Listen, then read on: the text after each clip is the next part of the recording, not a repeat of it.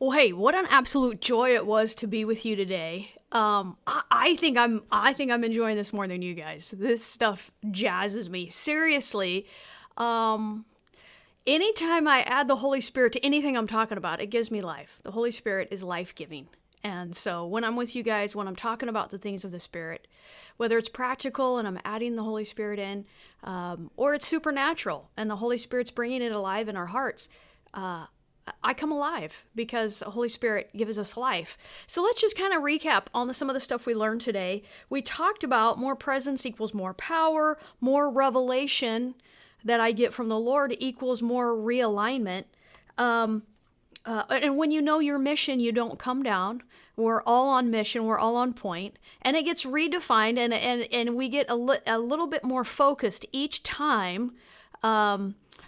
We get into, we are changed by his glory. Every time we're in the presence of the Lord, I feel like my mission just gets more and more and more and more realigned. I think it was Emma Stark who talks about we're squeezing through a narrow space to be presented to the world.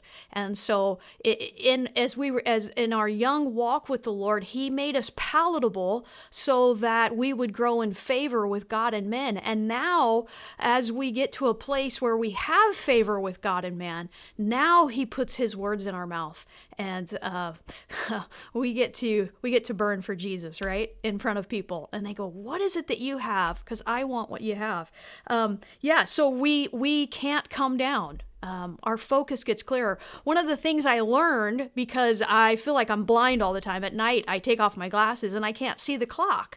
And so one night I was looking at the clock and I saw the numbers, and for some reason I went like this to see if I could see the clock better if I just looked through a little, and it was crazy. All of a sudden the clock became clear and I was like, what is happening?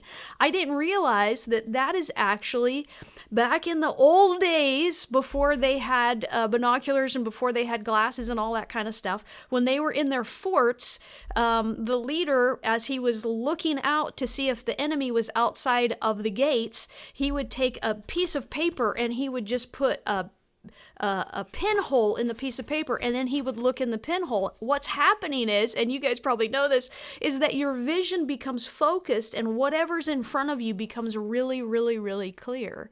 And so as we change from glory to glory, we have to step in to this new place that the Holy Spirit's calling us to and presenting our mission to us. And so we went over the 8 questions from Dr. Joel Brooks. I believe that, Dr. Joel Brooks, and he asked these 8 questions, and I thought they were really powerful. So this week, how are you doing on your 8 questions? The questions are, who am I?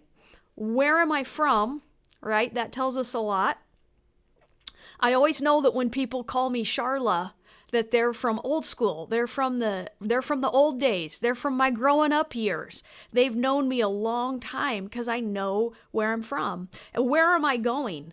Who do I belong to? That describes lordship, right? What do I have?